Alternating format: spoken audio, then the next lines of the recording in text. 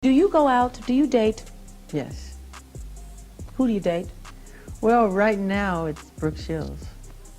Mm-hmm. Well, we try not to just be everywhere and go it's mostly at home. She'll come over, I'll go to her house, because I don't like going out in the public. Have you ever been in love? Yeah. Mm-hmm. With Brooke Shields? Yes, and another girl. And another girl? Child, I know that the dynamic or the relationship Michael Jackson and Brooke Shields had is still confusing to a lot of people. Because while Michael did say that they dated, Brooke, on the other hand, was like, no, we didn't. She insisted that there was never anything romantic between them. I mean, damn. Does he feel more like a brother to you, though, than, say, a boyfriend, though? It's hard to say. I mean, I find it's a love on a different level. I mean, I feel closer to him than some of the boyfriends that I've had. Now, why would Michael say that they were dating if they were not? Especially when Brooke was with someone else. Was he just being delulu? Were they actually dating? Was Brooke leading him on? And by the way, what's with all this talk about blood rituals in the same sentence as Michael Jackson's name as of late? Is this something that Brooke also knew about? As always, I've got all the hot stankin' tea for y'all. Okay, just for a bit of background, Brooke met Mike when she was 13, and the two became fast friends, especially since they connected over the fact that they were both child stars shouldering an enormous amount of responsibility. Brooke even said that they had a bond, and even though both of them needed to be adults very early, when they were together, they were two little kids having fun. I think because we both grew up in the same business and we had similar upbringings in the sense that we were, we had to begin in this business at a very young age.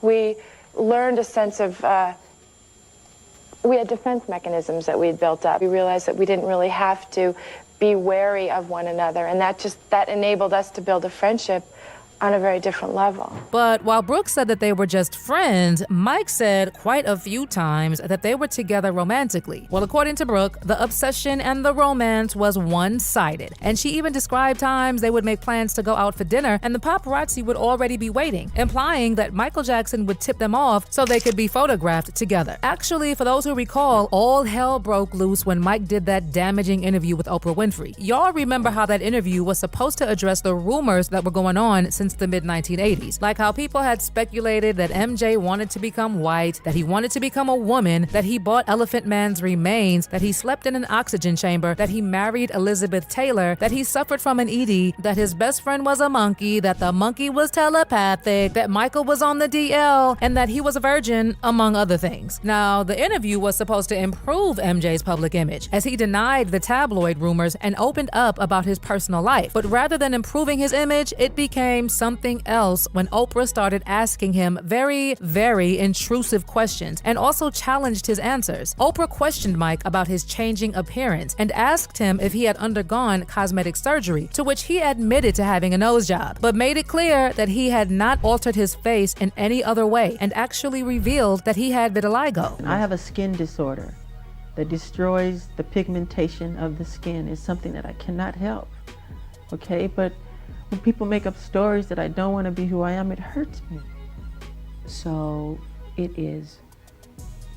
It's a problem for me, okay? I can't control it. She then asked Mike about his relationship with his father, Joe Jackson, who had been accused of mistreating him as a child. Once again, MJ confirmed that his father had laid hands on him and called him ugly, but he also said that he loved him and he did not want to make him angry. In response, Oprah questioned MJ's loyalty to his father and suggested that he needed therapy to heal from his trauma. Oprah also questioned MJ about his romantic life and straight up asked him if he was a virgin. To that, MJ said that he was dating actress Brooke Shields, but refused to answer the question about his virginity and said that it was a personal matter and that he was old-fashioned. Then out of the blue, Oprah implied that he was lying or hiding something and tried to make him feel really uncomfortable. Apparently, right after that interview, Brooke called Michael to scold him for saying that they were dating because, to the best of her knowledge, they were just friends. In fact, in an interview with the Sunday Times magazine, she said, "I called him up and I think I said, 'This is kind of pathetic that you need to do this. I am having a shot at normal normal life. You cannot drag me into crazy town. In the interview with the Sunday Times magazine, Brooke was also asked if they ever kissed, and she replied, no. There was one moment when we were in the car and the cameras were there and he grabbed me to kiss me and I said, no, stop. We are just friends and you need me as a friend. I remember the early days when other actresses were after him and he was kind of cute before the shift, but it never even crossed my mind. And you know how Mike responded to Brooke calling him out? According to Brooke, he just laughed it off. Well, guess what? Even after Brooke called Michael, in a 2001 conversation with Rabbi Shmuley, Mike still said that Brooke was one of the loves of his life. And he even added, I think she loved me as much as I loved her. You know, we dated a lot. We were out a lot. Her pictures were all over my wall, my mirror, everything. Anyway, again, in a different interview with People, she also denied that anything romantic ever happened, saying, we felt really safe. Together, we felt impervious to the craziness that swirled around us. We joked about how silly people were and watched movies and ate candy. Of course we loved each other, but nothing happened romantically. I would be like, oh please, knock it off. He was like this kid who would ask you about dating and romance. Nobody was telling him and nurturing this stuff, and I think he was terrified. He was terrified and sort of juvenile. I think there was an arrested development. In addition, in her documentary, Pretty Baby, Brooke Shields, which came out in 2023, Brooke still insisted that despite Michael Jackson's repeated claims, the two never dated or had an intimate relationship. Well, even though she insisted that they never dated, one thing Brooke told Oprah back in the day is that they both certainly crushed on each other. Did you have a crush on him, or did he have a crush on you? I think we both had a crush and still do have a crush on each other. I mean, I think part of having a crush on someone is admiring them. Almost, I mean, we have a lot of fun together. And I mean, it's almost unfortunate because we know each other so well.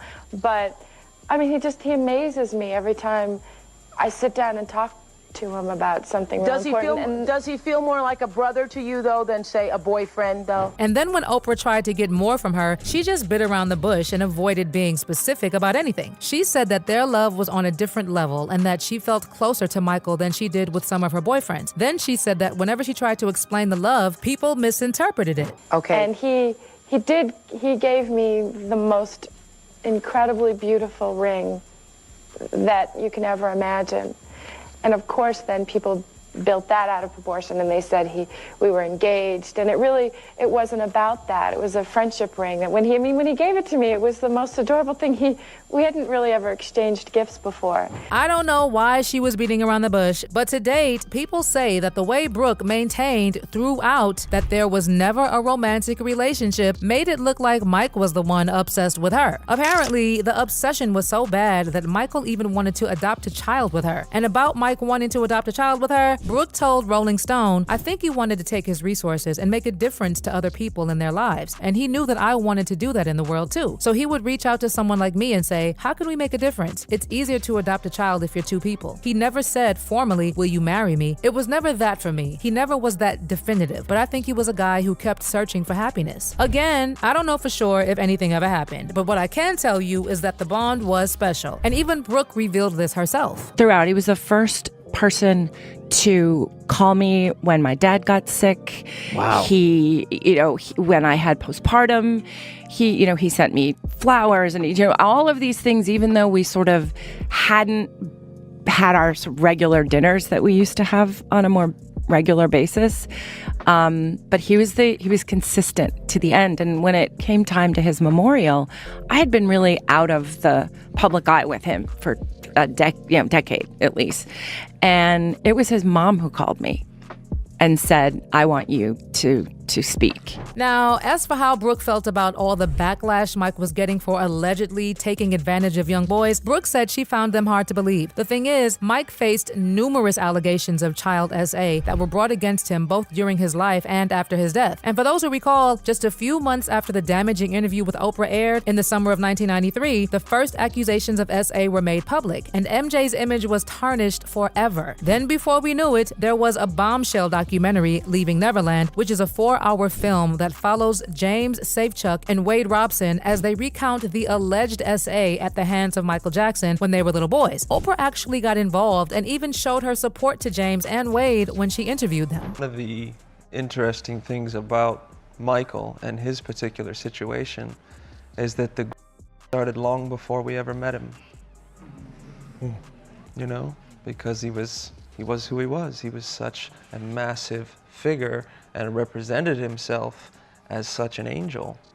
And, Right. you know, I didn't have a childhood, and I love children so much. That's why I love being around children, and I want to help other children have a childhood. So long before ever meeting him the first time, so much had been set up already that I was, and I think my mother, my whole family was already surrendered. But when Brooke was asked about the allegations, she said that she was left shocked by the allegations and she found them hard to believe. She said, "I don't know how to think about it because it's so hard to believe. I wish I knew the truth. Then I could figure out how to structure the narrative in my head. But I'm as shocked as I think the world is." And just when we thought these stories couldn't get any weirder, Vanity Fair released an article detailing tales of Michael Jackson involved in the ritual dozens of cows, sheep, and chickens, a witch doctor from Mali, and a mysterious Egyptian woman claiming links to the ruling elite of Saudi Arabia. Allegedly, Michael Jackson spent hundreds of thousands of dollars on blood-soaked voodoo rituals in an attempt to create money out of thin air and place curses on his perceived enemies, who included David Geffen and Steven Spielberg. Allegedly. The magazine reported that in a ceremony in Switzerland in 2000, Mike was told that 25 people he had listed as his enemies would all soon be dead. And those included David Geffen and Steven Spielberg, who once turned him down for the part of Peter Pan in the fantasy film Hook. Allegedly, the session involved the slaughter of 42 cows and cost Mike $150,000, which his business manager wired to a bank account in Mali. Allegedly, on another occasion, the Egyptian woman named Samia took Mike to a basement in Geneva and showed him what she said was $300 million in cash, and that Michael could have the money with a villa and a yacht if he did what she asked. Again, allegedly, 3 men were flown from Switzerland to California at Mike's expense to discuss the deal, and he arranged for $1 million in cash to be brought to his Neverland ranch for the meeting. Michael's business manager at the time, Mung-Hyo Lee, even later reported receiving a $20,000 bill for the armored truck that brought the money, and he said that he was subsequently sent back to Geneva to see another voodoo doctor who put on a show of sound, lights, and pigeons before opening the door to a bathtub filled with $50 million.